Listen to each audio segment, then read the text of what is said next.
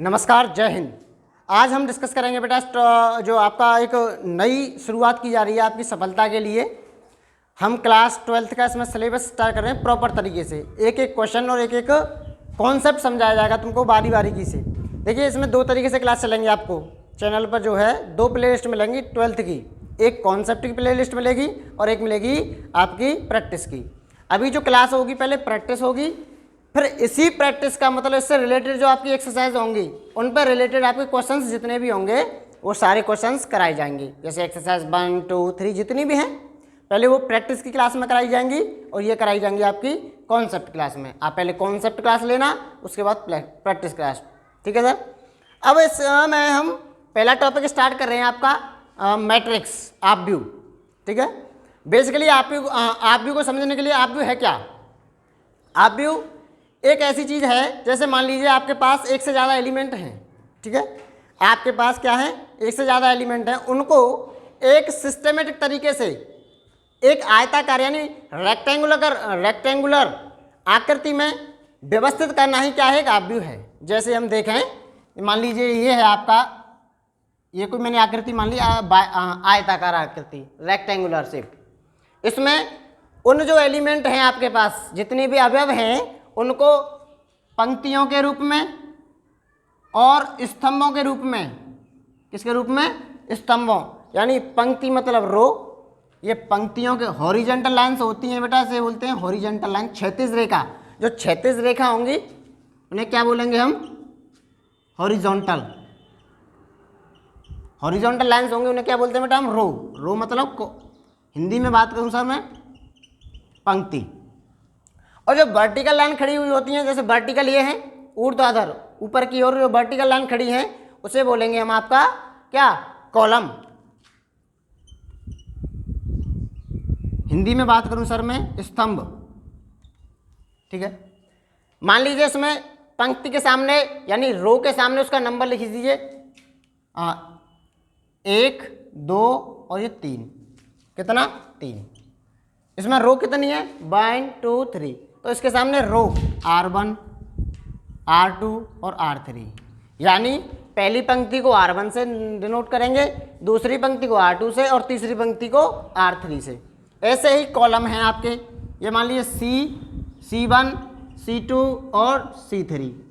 पहले कॉलम को हम C1 से डिनोट करेंगे और दूसरे कॉलम को C2 से, एंड ऐसे ही तीसरे कॉलम को C3 से। पर इसके बाद आता है आपका सर नोटेशन, यानी आप भी समझ में आया आप भी एक्चुअल में है क्या। इसके बाद आप भी को दिखाते कैसे हैं? नोटेशन। आप भी का नोटेशन। नोटेशन कैसे दिखाते हैं बेटा? इसे इंग्लिश अल्फाबेट के कैपिटल लेटर से दर्शाया जाता है। इंग्लिश अल्फाबेट कैपिटल लेटर किसका? इंग्लिश अल्फाबेट का। जैसे capital A, B, C, X, Y कुछ भी हो लेकिन कैपिटल लेटर होना चाहिए। अच्छा, इसमें दूसरी एक पॉइंट ये हो गया तुम्हारा नोटेशन। अच्छा, इसका मतलब ये आप भी जो है इसका साइन बनता कैसे, यानी किस रूप में लिखा जाता है? या तो एक ऐसे मिल सकता है तुमको, जिसे GIF बोलते हैं, ग्रेटेस्ट इंटीजर फैक्टर, या दूसरा मिल सकता है आपका बेटा ये स्मॉल ब्रैकेट टाइप का, या एक मिल सकता है ऐसा कर्ली ब्रैकेट का। बेसिकली ये आपके सिलेबस में नहीं मिलेंगे। ये तकरीबन एक कंपटीशन में जैसे आप NDA वगैरह में जाओगे वहाँ कई बार ये ऐसे लिख करके पूछ लेता है तो बच्चे कंफ्यूज हो जाते हैं। एक्चुअल में मैट्रिक्स को इन 3 रूपों में लिखा जा सकता है। तीसरा आता है बेटा इसमें एंट्रीज मतलब बेटा अवयव। एंट्रीज बोलो या एलिमेंट बोलो। अब एंट्रीज कहाँ पर? एक अवयव यहाँ पे लिखा जाएगा, इसको बोलेंगे, यहाँ पे जो एलिमेंट लिखे जाएंगे उन्हें क्या बोलेंगे? एंट्रीज। यहाँ पे यहाँ जो मैंने सर्कल किए हैं इन सर्कल्स की जगह पे जो लिखे जाएंगे उन्हें क्या बोलेंगे हम? एंट्रीज बोलते हैं, अवयव। ठीक है सर। अब इसके बाद आता है इसका ऑर्डर। किसकी बात करूँ मैं? ऑर्डर। चलिए यहाँ पे देखते हैं ऑर्डर।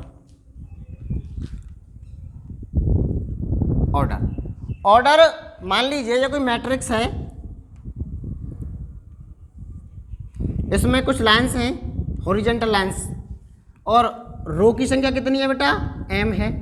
और जो वर्टिकल लाइंस हैं और इनकी कॉलम्स की संख्या कितनी है बेटा? वर्टिकल लाइन को कॉलम बोलते हैं और हॉरिजॉन्टल लाइंस को क्या बोलते हैं आप? रो बोलते हैं। तो ये वर्टिकल लाइन जो है ये कितने हो जाएंगे मान लिया n, तो उसका ऑर्डर कैसे लिखा जाएगा बेटा, ऑर्डर, इसका ऑर्डर कैसे लिखा जाएगा बेटा, m इंटू एन करके। समझ में आया? यानी m क्या है, जैसे मैं बात करूं ऑर्डर की, ORDER, ऑर्डर बराबर है number of rose and columns, number of rose and columns. ठीक है सर। अब इसके बाद जैसे ऑर्डर क्या है, यानी उस मैट्रिक्स में कितनी रो है और कितने कॉलम हैं, उसे आप m है रो का नंबर और n है कॉलम का नंबर, तो m इंटू एन के रूप में लिख सकते हैं सर। Okay sir. अब इसके बाद देखते हैं एंट्रीज देखेंगे। इसके लिए क्या करेंगे बेटा हम, चलो इसे इरेज करते हैं हम पहले, उसके बाद देखेंगे अवयव। इसके बाद देखते हैं सर हम क्या, पहले हमने ऑर्डर पढ़ा, ऑर्डर क्या होता है, ऐसे लिखा जाता है m इंटू एन करके, यानी number of rose into number of columns. और एलिमेंट कितने होंगे,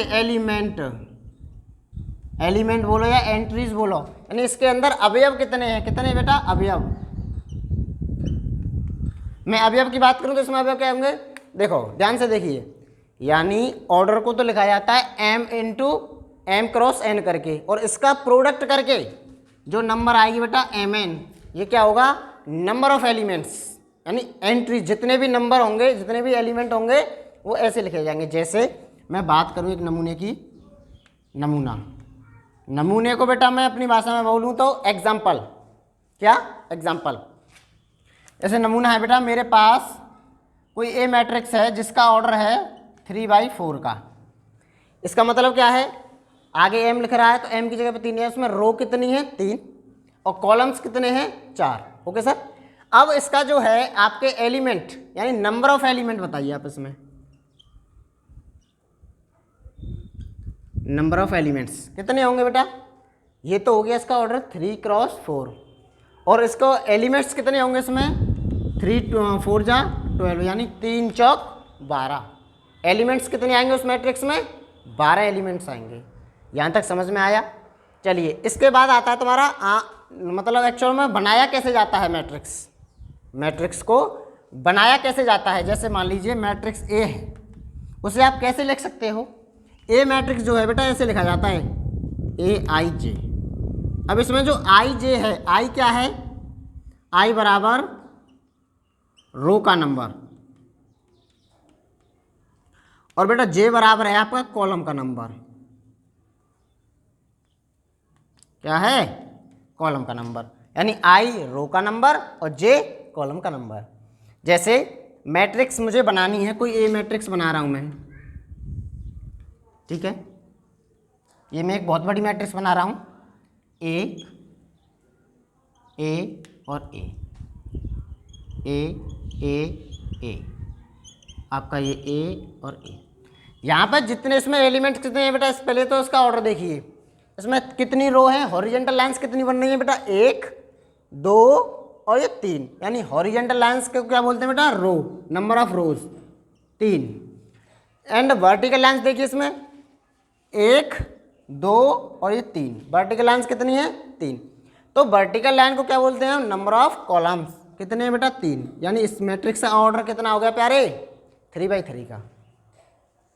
अब इस एलिमेंट का क्या नंबर होगा, इस एलिमेंट का क्या नंबर होगा, इसके साथ में हम वो नंबर पुट करेंगे। आई समझ में आया, रो का नंबर, जे के समझ में आया, कॉलम का नंबर, इसी से ये बनेगा। यानी ये देखिए बेटा, ये जो है पहली रो पहला कॉलम, ये दूसरा कॉलम, ये तीसरा कॉलम, ये पहली रो, ये दूसरी रो और ये तीसरी रो। तो ये जो एलिमेंट है किस में है, पहली तो रो में है, यानी रो की जगह पे 1, आई की जगह पे क्या आ जाएगा बेटा 1, और कौन से कॉलम में है, पहले ही कॉलम में है, तो इस एलिमेंट का नंबर क्या आ जाएगा, A11। अब मान लीजिए मैं इसको निकालूं, ये किस में है, ये दूसरी तो रो में है और पहले ही कॉलम में, यानी आई की जगह पे तो 2 और कॉलम की जगह पे बेटा कितना आएगा 1, यानी इस एलिमेंट का नंबर कितना आ गया, A21। सेम इधर ये तीसरी रो में है और पहले ही कॉलम में है, तो तीसरी रो और पहला कॉलम। बात समझ में आई सर? अब ये एलिमेंट देखो, ये कौन सी रो में है, ये बेटा पहली तो रो में है और कौन से कॉलम में है, दूसरे कॉलम में है, यानी पहली रो और दूसरा कॉलम, इसका नंबर कितना आ जाएगा A12। सेम इसका, ये दूसरी रो में है और दूसरे कॉलम में है, यानी A22। ये तीसरी तो रो में है और दूसरे कॉलम में है, A32। सेम इधर देखिए, ये पहली रो में है यानी 1, आई की जगह पे 1। आई क्या है? रो का नंबर। पहले आई लिखा जाता है, फिर जे का नंबर लिखा जाता है, यानी कॉलम का नंबर। पहले यहाँ पे पंक्ति का नंबर, फिर उसके बाद स्तंभ का नंबर। ठीक है सर। यहाँ पे देखिए ये क्या है? पहली तो रो यानी पहली पंक्ति में है और तीसरे क्या में? स्तंभ में है, तो ये A13 हो जाएगा। इसका और नंबर निकालेंगे तो बेटा ये दूसरी तो रो में यानी दूसरी पंक्ति में है और तीसरे स्तंभ में है, तो दूसरी पंक्ति 2 3 और ये 3 3, यानी ये जो एलिमेंट है, ये जो अवयव है, तीसरी तो पंक्ति में है और तीसरे ही क्या है? स्तंभ में है। बात समझ में आई? इसका नोटेशन ऐसे, यानी मैट्रिक्स जो बनाया जाता है वो ऐसे बनाया जाता है। इससे रिलेटेड क्वेश्चन भी पूछ लेता है। जैसे मैं बात करूं आपका, ये बोलेगा तुम्हारा मुझे ए मैट्रिक्स बनानी है, वो भी 2 बाई 2 की, और कंडीशन दे दी उसने। किस कंडीशन के हिसाब से बनानी है मुझे? कंडीशन है आपकी जो ए मैट्रिक्स बनानी है किस कंडीशन के हिसाब से बनानी है मुझे? Aij बराबर 2i प्लस के j अपॉन 2। मुझे इस कंडीशन के हिसाब से 2 बाई 2 की एक मैट्रिक्स तैयार करनी है। ठीक है सर, चलिए बनाते हैं। तो 2 बाई 2 की मैट्रिक्स बनाने के लिए मुझे कितने एलिमेंट की जरूरत पड़ेगी प्यारे? यानी जिसका ऑर्डर क्या है, इसका प्रोडक्ट करके देख लीजिए कितने एलिमेंट चाहिए मुझे? 2 2 जा 4, यानी उस मैट्रिक्स में कितने एलिमेंट होंगे प्यारे? 4 एलिमेंट होंगे। तो इसमें एक एलिमेंट यहाँ पे आएगा, इसका ऑर्डर A11, एक यहाँ पे आएगा A12, दूसरा यहाँ पे आएगा A21 क्योंकि दूसरा रो है, पहला ही कॉलम है, एक यहाँ पे आएगा A22। कितने एलिमेंट है इसमें? 4। इसका ऑर्डर कितना हो जाएगा बेटा? 2 बाई 2 का। मुझे एक्चुअल में ये मैट्रिक्स बनानी है। मुझे A11 चाहिए, A12 चाहिए, A21 चाहिए और A22 चाहिए। चलो निकालते हैं। मुझे A11 निकालना है बेटा। A11 आई की जगह पे 1, जे की जगह पे 1। इस कंडीशन को वहाँ पुट कर दो वैल्यू, यानी कितना आ जाएगा बेटा? 2 इंटू 1 प्लस के 1 अपॉन 2। 2 1 जा 2 और 1 3, तो ये आ जाएगा 3 अपॉन 2।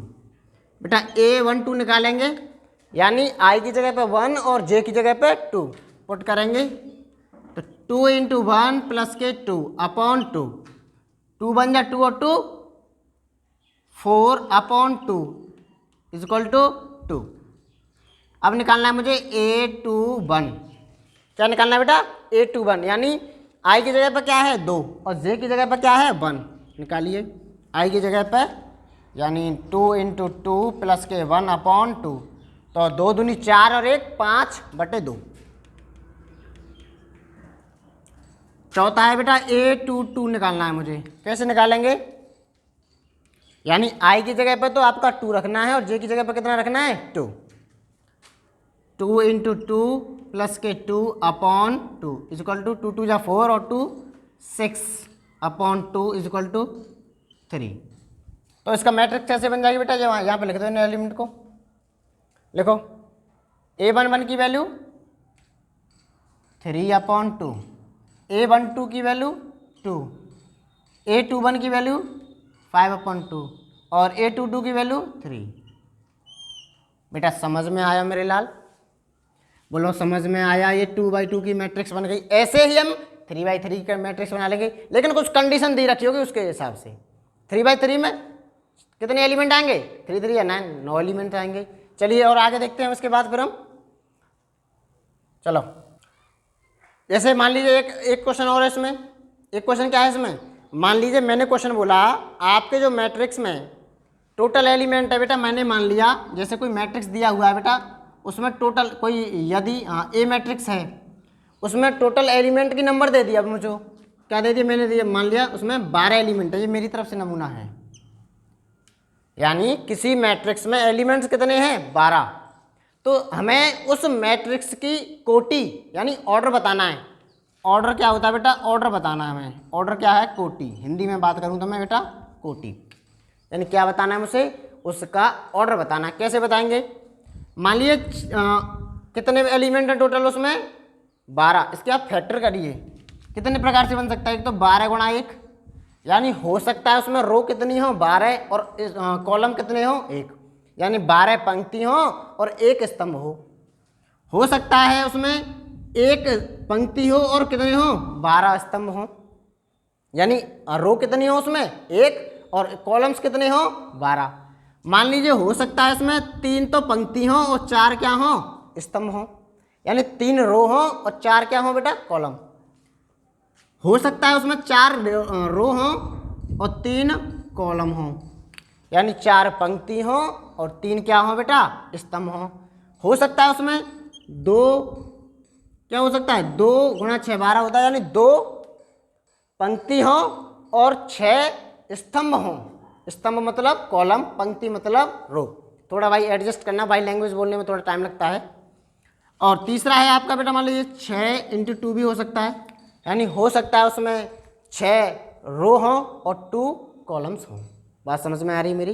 तो इसका ऑर्डर कितने संभावित कोटि, यानी कितनी कोटियां बन सकती हैं बेटा अगर किसी मैट्रिक्स में 12 क्या हैं 12 एलिमेंट हैं तो कितनी कोटि बन सकती हैं, ये इतनी ऑर्डर में लिखा जा सकता है उस मैट्रिक्स को। ठीक है, अब इसके बाद आता है टाइप्स ऑफ मैट्रिक्स पढ़ेंगे बेटा। क्या पढ़ेंगे हम? टाइप्स ऑफ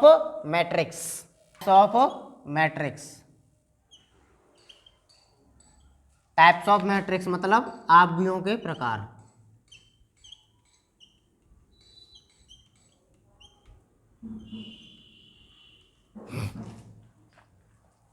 ये कितने प्रकार के आव्यूह होते हैं बेटा, इसे समझेंगे हम। चलिए इसे देखने के लिए पहला टाइप है आपका, फर्स्ट टाइप, पहला टाइप है आपका रो मैट्रिक्स, मतलब हिंदी में बात करूं सर मैं पंक्ति आव्यूह। क्या? पंक्ति आव्यूह। इसका नाम से पता चल रहा है सर, यानी एक ऐसा मैट्रिक्स जिसमें केवल और केवल एलिमेंट किस में मिलेंगे? पंक्ति के अंदर मिलेंगे। यानी इसका कैसे लिख सकते हैं बेटा, ये मान लीजिए ABCD, यानी इसमें अगर हमें वर्टिकल देखूं तो मैं हॉरिजेंटल लाइंस कितनी मिलेंगी? 1। वर्टिकल में देखूं तो 1 2 3 4 कितनी भी हो सकती है, कोई दिक्कत नहीं है। तो इसका ऑर्डर क्या बन जाएगा बेटा? ऑर्डर बन जाएगा इसमें हॉरिजेंटल लाइन कितनी होंगी पंक्ति आव्यूह में? 1, और कॉलम्स यानी स्तंभ कितने होंगे? 1 से ज़्यादा हो सकते हैं, यानी n। तो इसका ऑर्डर हो जाएगा 1 क्रॉस n का। n क्या है? कोई भी संख्या, 3 हो 4 हो 5 हो 2 हो। इसमें जो 1 क्या है, यानी जो है हमारे एलिमेंट कहाँ मिलेंगे? केवल और केवल पंक्ति में मिलेंगे। एक हॉरिजेंटल लाइन 1 होगी, वर्टिकल लाइन 1 से ज़्यादा भी हो सकती हैं। दूसरा टाइप है आपका बेटा कॉलम मैट्रिक्स, कॉलम मैट्रिक्स मतलब स्तंभ आव्यूह, स्तंभ। इसके भी नाम से सेम है, यानी इसमें एलिमेंट कहाँ मिलेंगे? केवल और केवल स्तंभ में, यानी इस प्रकार का।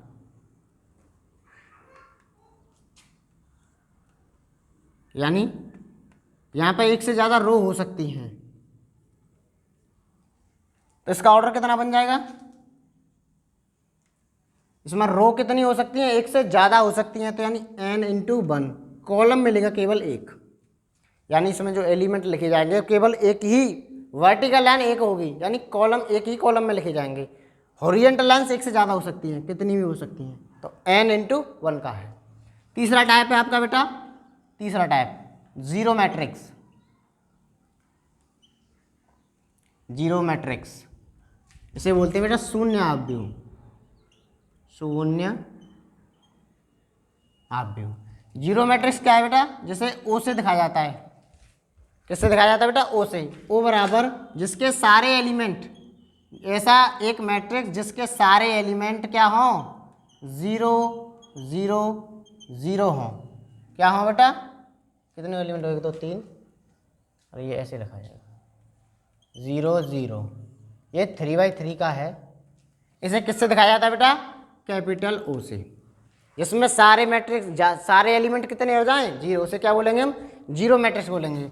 अब आपका चौथे नंबर का टाइप आता है बेटा स्क्वायर मैट्रिक्स, स्क्वायर मैट्रिक्स मतलब वर्ग आव्यूह। अच्छा भाई, आपने स्क्वायर पढ़े होंगे, आपने रेक्टेंगल पढ़ा होगा। स्क्वायर की क्या कंडीशन होती है?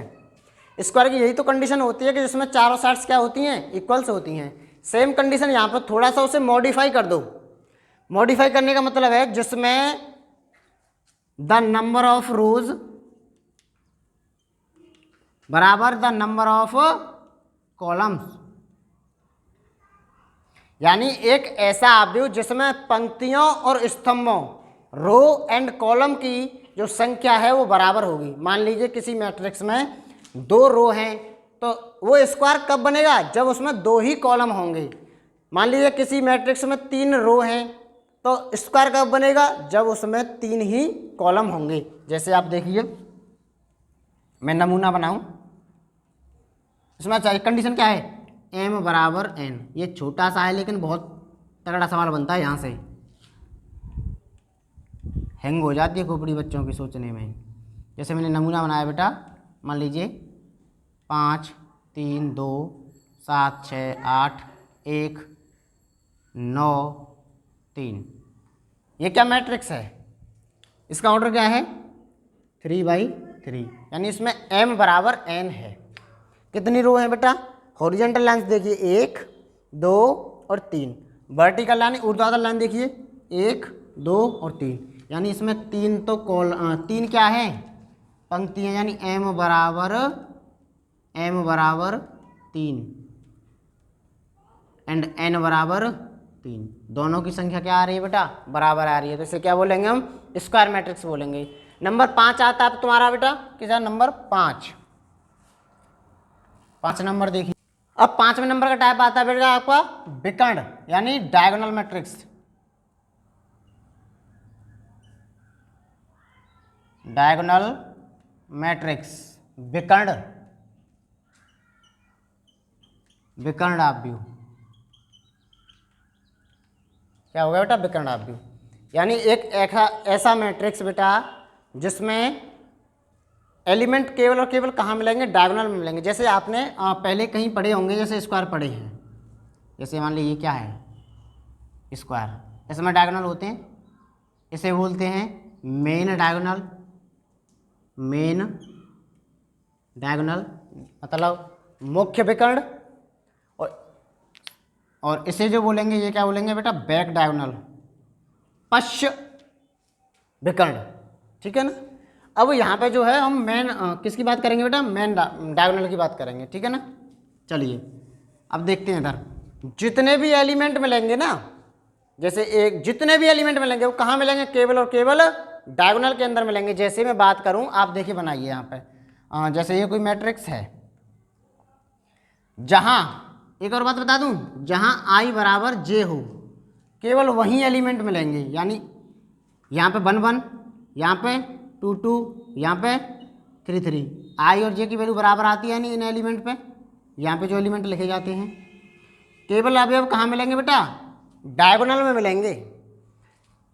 कहाँ मिलेंगे? डायगोनल में। यानी एक ऐसा मैट्रिक्स A बराबर मैंने माना जिसमें केवल डायगोनल के एलिमेंट हों, A11, A22 और A33, बाद बाकी सारे के सारों की भैंस कहाँ चली जाए?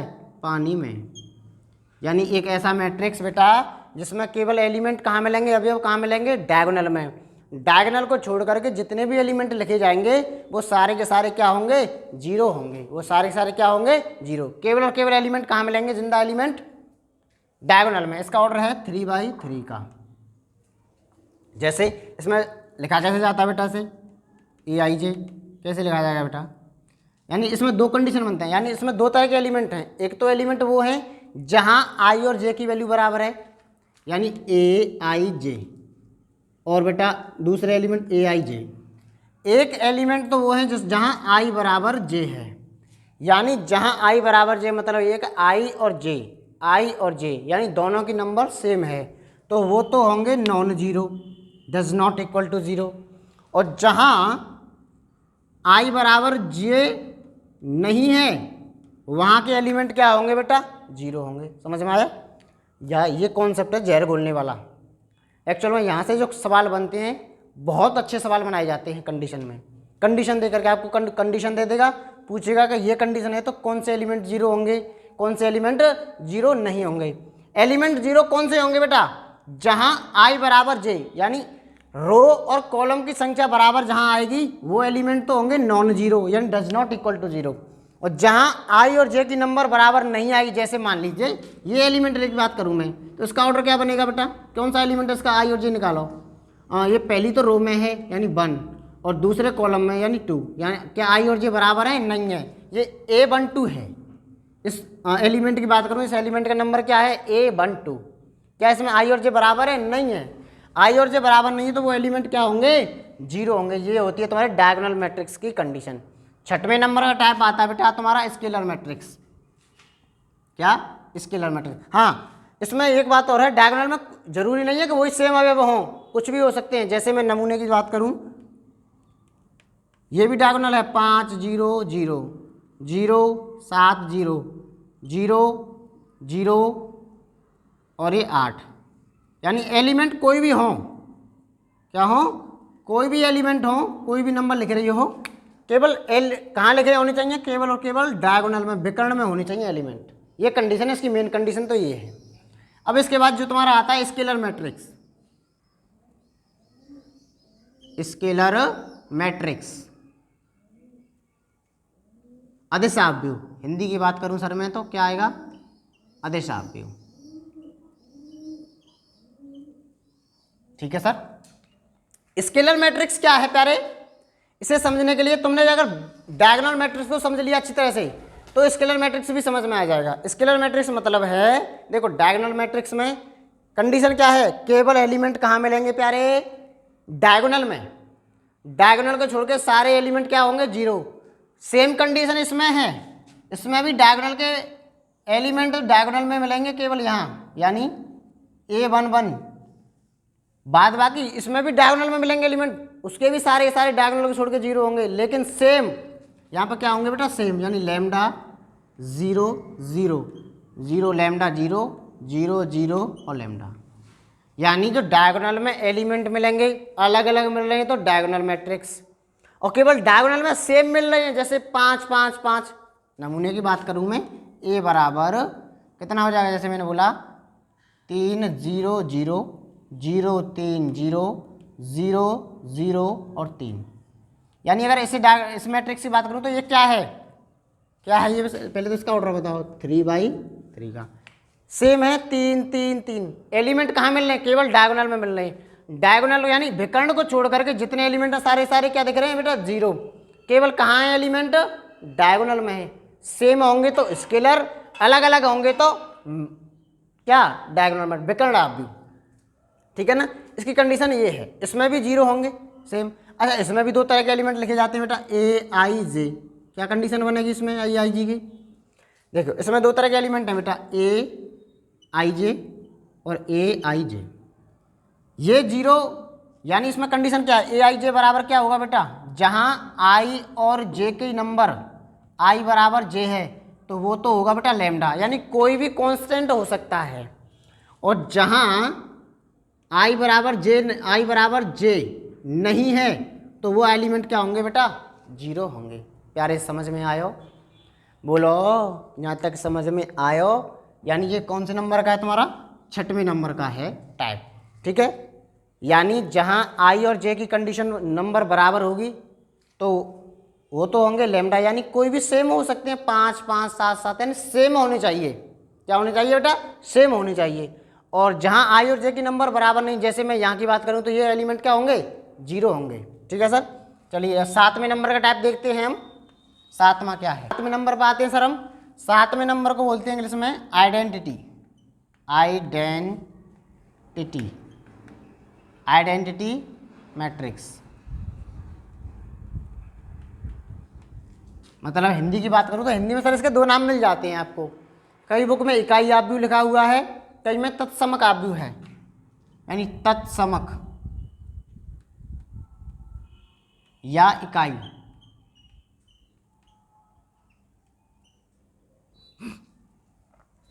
ये भी एक प्रकार का क्या है, डायगोनल मैट्रिक्स है, बस कंडीशन थोड़ी सी चेंज है। ये क्या है, डायगोनल मैट्रिक्स है, यानी एक ऐसा बेटा जिसमें विकर्ण के अवयव क्या हों बेटा, एक और एक हों, यानी केवल और केवल विकर्ण के अवयव कितने होंगे बेटा इसमें, एक एक एक। ध्यान से देखो इस बात को, यानी आइडेंटिटी मैट्रिक्स, स्केलर मैट्रिक्स और तुम्हारा विकर्ण मैट्रिक्स, डायगोनल मैट्रिक्स, तीनों चीज एक ही है विकर्ण ही, लेकिन कंडीशन अलग है। केवल एलिमेंट विकर्ण में अलग अलग आ रहे हैं तो वो विकर्ण आप भी बोलेंगे उसे, डायगोनल मैट्रिक्स। और अगर मैट्रिक्स में विकर्ण यानी डायगोनल के जितने भी एलिमेंट हैं वो सेम आ रहे हैं तो उसे बोलेंगे हम क्या, आपका स्केलर मैट्रिक्स। और अगर डायगोनल के एलिमेंट जितने भी हैं वो सारे एक एक एक, एक आ जाएं और उनको छोड़कर जितने भी एलिमेंट हैं सारे के सारे जीरो हों तो उसे क्या बोलेंगे हम सर, उसे बोलेंगे हम इकाई, यानी आइडेंटिटी, यूनिट बोल सकते हैं। से दूसरा नाम बात करूं तो मैं यूनिट मैट्रिक्स या इकाई, आइडेंटिटी मैट्रिक्स, तत्समक और इकाई आप भी। इसमें दो प्रकार के एलिमेंट है बेटा, ए आई जे। किस प्रकार के हैं, यानी ए आई जे, ए आई जे समझ रहे हो ना, ये एलिमेंट का नंबर होता है। यानी बेटा जहाँ आई बराबर जे है, यानी कहाँ है, 1 1 2 2 3 3, आई और जे की नंबर क्या है, बराबर, तो वो एलिमेंट तो होगा बेटा 1। और जहाँ i does not equal to j है, यानी जहाँ आई और जे की वैल्यू बराबर नहीं है तो वो एलिमेंट होगा प्यारे 0। मतलब कंडीशन कहने का तात्पर्य मेरा बेटा ये है, मैं बात करूं क्या आइडेंटिटी मैट्रिक्स स्केलर है, जी सर है। क्यों, क्योंकि देखो सेम मिल रहा है। स्केलर की क्या कंडीशन है, स्केलर की केवल और केवल यानी अदिश आव्यूह की एक ही कंडीशन है बेटा, कौन सी, जो उसमें डायगोनल के जितने भी एलिमेंट होंगे वो सारे के सारे सेम होंगे। इसमें भी तो देखो सेम है, एक एक एक। क्या इसको मैं अदिश नहीं बोल सकता, बोल सकता हूं। क्या अदिश हमेशा आइडेंटिटी होगा, नहीं, जरूरी नहीं है हो। अगर अदिश आव्यूह में एक एक आ रही है तो वो आइडेंटिटी बन गया। मान लीजिए 2 2 आ गया तो इकाई आव्यूह नहीं है, वो अदिश तो है लेकिन इकाई नहीं है। अब मैं बात करूं क्या ये अदिश आव्यूह और तुम्हारा ये तत्समक यानी इकाई आव्यूह, क्या ये विकर्ण आव्यूह हैं, हाँ है विकर्ण आव्यूह। कोई जरूरी थोड़ी है कंडीशन सेम हो, विकर्ण में तो कोई भी हो, यानी डायगोनल में एलिमेंट जितने लिखे जाएंगे वो कोई भी हो, कितने भी लिख रहे हो, उनसे मतलब नहीं है, वो विकर्ण ही कहलाएंगे। ठीक है सर, चलिए अब इसके बाद तुम्हारा एक टॉपिक और इसमें, और फिर उसके बाद तुम क्या आपकी एक्सरसाइज 1 आराम से लगा सकते हो। इसमें एक कंडीशन आती है तुम्हारी मतलब आव्यूहों की समानता। चलो देखते हैं उसे। इसे चलो मैं ऐसे अरेंज कर दे रहा हूँ पहले, ये सब समझ में जब आएगा। ठीक है, चलिए अब तुम्हारा नेक्स्ट टॉपिक है बेटा इक्वलिटी ऑफ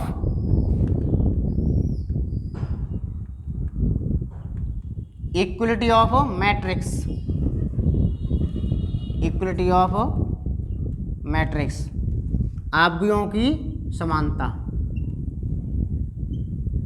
आव्यूहों की समानता।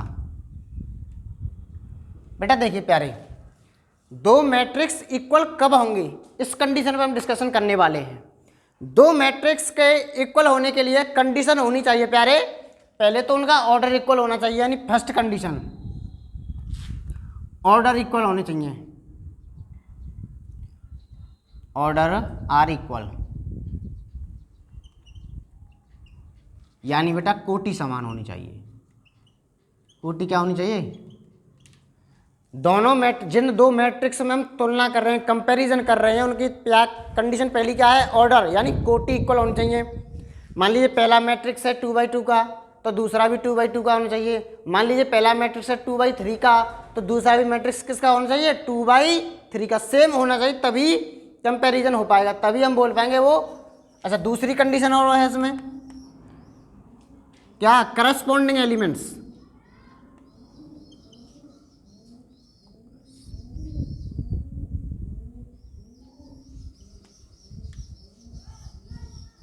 करस्पॉन्डिंग एलिमेंट्स आर इक्वल, यानी समान जगह वाले जितने भी एलिमेंट होंगे वो आपस में बराबर होंगे। जैसे अभी नमूने से बेटर समझ में आएगा। क्या सर, नमूना, मान लीजिए मैंने कोई मैट्रिक्स लिखा बेटा, ये मैंने मैट्रिक्स लिखा 5 6 x और 7, ये मैट्रिक्स है किसका, इसका ऑर्डर क्या है बेटा 2/2 का, तो ये इसके इक्वल है 6, 8, 9 और 3। तो मेरा क्वेश्चन ऐसे, आप यहाँ से x की वैल्यू बताओ। किसकी वैल्यू बतानी है? क्वेश्चन में बोला है कि अगर यदि इफ दे जो मैट्रिक्स से दो मैट्रिक्स हैं बेटा, ये या क्या हैं? इक्वल हैं। ये इक्वल हैं तो मुझे x की वैल्यू पूछी है। क्वेश्चन इसी प्रकार से बनेगा। तो ये इक्वल कब होंगे? पहले तो उस कंडीशन को देखो, ये सेटिस्फाई कर रहे हैं कि नहीं कर रहे हैं। पहले देखो ऑर्डर, सॉरी 2/2 का ऑर्डर है इसका ऑर्डर क्या है बेटा? 2/2 का। इसका ऑर्डर क्या है? 2/2 का। क्या दोनों के ऑर्डर सेम हैं? तो दूसरी कंडीशन इसमें क्या लगती है? करस्पॉन्डिंग एलिमेंट्स, यानी ये जगह वाला एलिमेंट इसके बराबर, ये जगह वाला एलिमेंट इसके बराबर, ये जगह वाला एलिमेंट बेटा इसके बराबर, और ये जगह वाला एलिमेंट किसके बराबर? इसके बराबर। यानी समान जगह वाले अवयव आपस में बराबर होंगे, उसे बोलते हैं करस्पॉन्डिंग एलिमेंट्स आर इक्वल। तो यहाँ से x की वैल्यू कितनी आ जाएगी भाई? ये इसके बराबर, तो x बराबर कितना आ जाएगा बेटा? 9। यानी x की वैल्यू कितनी आ गई? 9। अच्छा, मैं तुमसे पूछूंगा, या बताओगे ये दोनों मैट्रिक्स आपस में इक्वल हैं या नहीं है? देखो मैंने लिखा एक मैट्रिक्स है A बराबर 3, 7, 5, 8, 2, 6। इसका ऑर्डर कौन बताएगा मुझे? इसमें ओरिएंटल लाइन्स कितनी है प्यारे? 1 और 2। ओरिएंटल लाइन्स इसमें 2, यानी m बराबर 2। पंक्ति रो की नंबर कितनी है बेटा? 2। और स्तंभ कॉलम की नंबर कितनी है बेटा? 3। इसका ऑर्डर आएगा 2/3 का। मैंने दूसरा मैट्रिक्स बोला आपके बेटा B। इसका ऑर्डर कौन बताएगा मुझे? 2/2 का। यानी इसमें 2 तो रो हैं और 2 ही क्या हैं? कॉलम हैं। क्या ये A और B आपस में इक्वल है? नहीं है सर। क्यों? ये तो पहली कंडीशन को सेटिस्फाई नहीं कर रहा। क्या कंडीशन है? मुख्य मेन कंडीशन क्या है? उनके ऑर्डर्स इक्वल होने चाहिए। ये 2/3 का है तो ये भी 2/3 का होता, तब हम बोल पाते कि A इक्वल है B के। बोलो प्यारे, समझ में आई? चलिए यहाँ से बस x की वैल्यू पूछ सकता है। एक क्वेश्चन और, चलो मैं उस पर एक नमूना और विजिट कर सकता हूँ। एक और नमूना देख लीजिए। चलो नमूना, मान लीजिए कोई मैट्रिक्स दे रखी है बेटा 5, 6, x, 2, y और 3। ये मैट्रिक्स है। इसका ऑर्डर क्या है? 2/3 का। और मान लीजिए कोई दूसरी मैट्रिक्स दे रखी है बेटा, ये इसके इक्वल है दूसरी मैट्रिक्स के 3, -1, -7, -8 और ये 5 और 1। मुझे यहाँ से 2 वैल्यू पूछी है बेटा, x एंड y की वैल्यू निकालनी है मुझे। y की वैल्यू कितनी आ गई? तो पहली कंडीशन देखो, इसका ऑर्डर क्या है? 2/3 का। इनके ऑर्डर मिल रहे हैं, यानी कोटि समान है। 2/3 ले रहा है और नहीं ले रहा है उसको? वहाँ पे आ रहा है, नहीं आ रहा है? ये 2/3 और 2/3, ठीक है सर। अब क्या होगा? इसका करस्पॉन्डिंग एलिमेंट्स बराबर करो, यानी ये x किसके बराबर होगा बेटा? इसके बराबर होगा। y किसके बराबर होगा? समान जगह वाले, यानी 7 है बेटा ये। तो यानी x बराबर आ गया बेटा आपका -8 एंड y बराबर आ गया -7। ये यहाँ तक पूरा कंप्लीट आ रहा है 900 वीडियो में। चलिए सर, यहाँ तक समझ में आया? अब ये तुम्हारा एक्सरसाइज, तुम्हारा ये कॉन्सेप्ट यहीं पे हम ख़त्म करते हैं आज की क्लास। नेक्स्ट क्लास आएगी, पहले कॉन्सेप्ट आएगी। हाँ, इसकी प्रैक्टिस मैंने बताया तुमको, शुरुआत में ही बता चुका हूँ। 2 तरीके से क्लास चलेंगी इसमें, एक प्रैक्टिस और एक कॉन्सेप्ट।